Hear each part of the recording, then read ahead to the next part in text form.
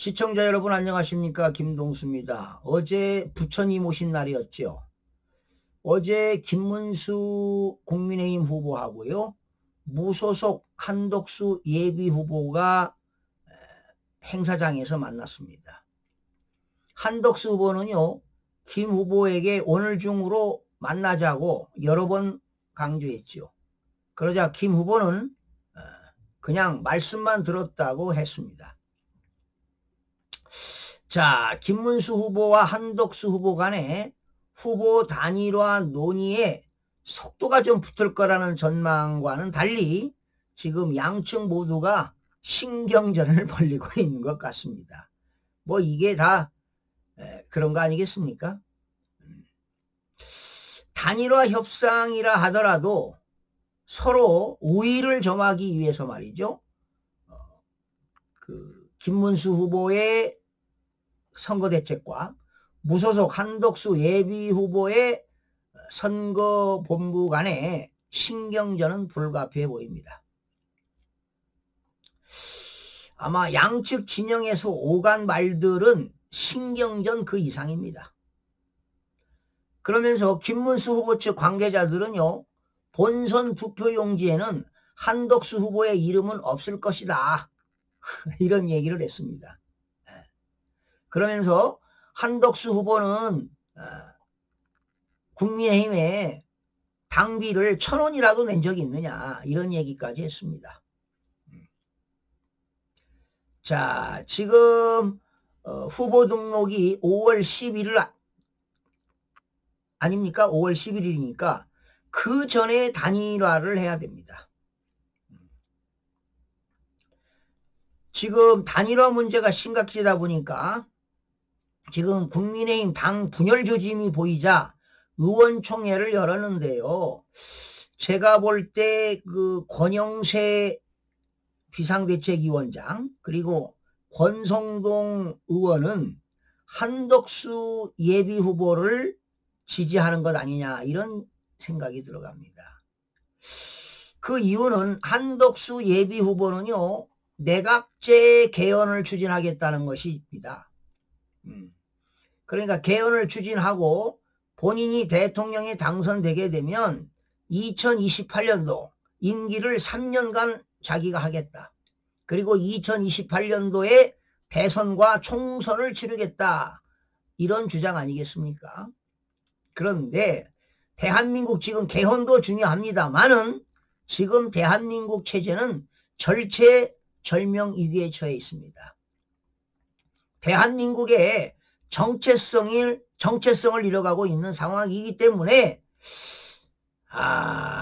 제가 볼 때는 한덕수 후보 뭐 한 40년 이상 공직생활에 몸담고 있었지만은 결단력과 추진력은 좀 부족한 것 같습니다. 그리고 한덕수 후보는요 부정선거도 없다고 하는 거 아니겠습니까? 부정선거가 없다는 이야기는 참 기가 찹니다. 난 도저히 이해가 안 갑니다. 네. 오로지 내각제와 개헌 추진하겠다. 그리고 윤석열 대통령의 그 비상개헌 이것도 반대하는 목소리를 내고 있는데요. 지금 비상개헌을 통해서 체포가 되고 또 수사를 하고 또 탄핵까지 되지 않았습니까? 이거는 국민의힘 의원들한테도 책임이 있습니다. 지도부도 책임이 있어요. 권성동, 권영세 저는 책임이 있다고 봅니다. 물론 한동훈이도 책임이 있겠죠. 이들이 적극적으로 막았다면 탄핵되지 않았습니다. 결과적으로 한동훈 때문에 탄핵당하지 않았습니까? 그리고 지금 국민의힘에서는요 역대 대통령 2명을 탄핵을 당하게 했습니다. 책임져야 됩니다. 물러나야 되겠죠. 그렇지 않습니까 여러분? 자, 김문수 후보는요 지금 논란이 커지자 입장문을 냈습니다. 단일화는 국민의힘 단일화 추진기구를 통해서 계획대로 진행할 것이라고 밝혔습니다. 그리고요 김문수 후보는요 당내 경쟁을 통해서 8명 후보 중에서 선출된 대선 후보 아니겠습니까? 그럼 막강한 파워가 있는 겁니다. 그런데 제가 볼 때 지금 권성동 권영세는 한덕수 후보를 미는 것 같아요. 그러면 뭐하러 국민의힘에서 이렇게 경쟁을 통해서 대선 후보를 뽑았습니까? 잘못된 거 아니겠습니까? 그리고 한 후보 측은요 지금 뒤늦게 대선에 뛰어들었습니다. 공정한 경쟁을 위해서 희생할 수 있다는 의지도 보여줘야 하는 것입니다.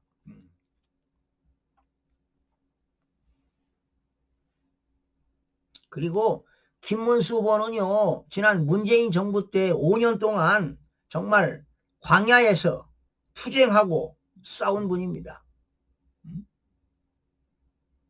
지금 보수들 후보들은요 지지율을 다 합쳐도 민주당 이재명 후보를 앞서지 못하고 있습니다. 지금 이재명 후보가 선두를 달리고 있잖아요. 여기에 단일화 실패하게 되면 무조건 이재명 후보가 당선될 수밖에 없습니다. 그리고 이제 국민의힘은 정말 똘똘 뭉쳐서 싸워야 합니다. 민주당하고 싸워야 돼요.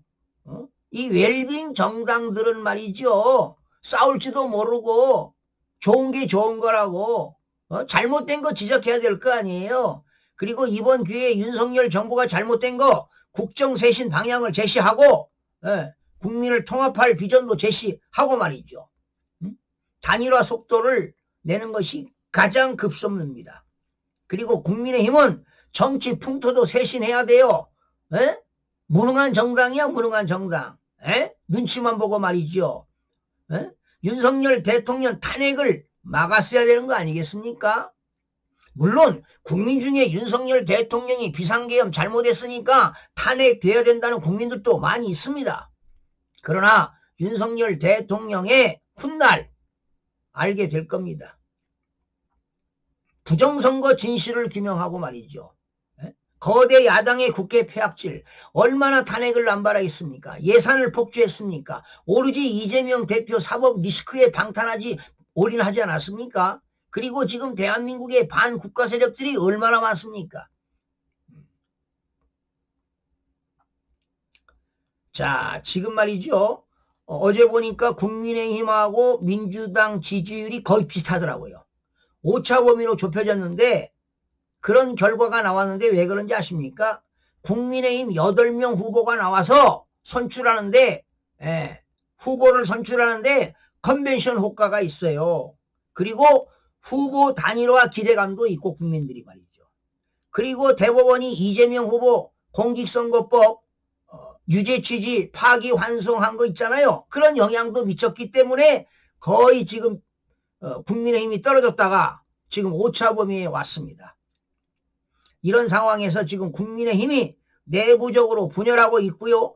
단일화 협상에 기득권만 집착한다면 이런 기대감은 오래 가지 못할 겁니다. 하루빨리 후보 단일화에 속도를 내고 국민의힘은 정치 풍토부터 쇄신해야 됩니다. 지난 국민의힘 의원들, 후보자들 지난 22대 국회의원 선거에서 무려 국민의힘에서 53명이 당선됐음에도 불구하고 낙선시키고 더불어민주당 국회의원을 당선시켰지 않습니까? 누가? 중앙선거관리위원회가 말입니다. 그래서 중앙선거관리위원회는 범죄 집단이라고 하는 겁니다. 이거 노태학 위원장하고 김용빈 사무총장이 책임져야 됩니다. 아마 6월 3일날 대선에서도 부정선거로 또 치를 것으로 예상이 되는데요. 이러기 부정선거 하려면 다시 선거를 연장해야 됩니다. 연장. 공직선거법에도 선거를 연장할 수 있는 법안도 있습니다. 공직선거법에 나와 있습니다, 여러분. 그리고 김문수 후보는요, 이번 8명 중에서 한 사람 뽑았지 않습니까? 대표 주자로. 광야에서 얼마나 투쟁했습니까? 5년간. 아스팔트에서 얼마나 싸웠습니까? 이런 싸울 수 있는 후보. 그러나 국정쇄신 방향을 반드시 김문수 후보는 제시해야 될 겁니다. 그래야 이재명 후보를 제압할 수가 있습니다. 그리고 국민도 통합하고 그런 비전도 제시하고 빨리 단일화 속도를 내서 갈등을 해소시켜야 할 것으로 보입니다. 시청자 여러분 고맙습니다.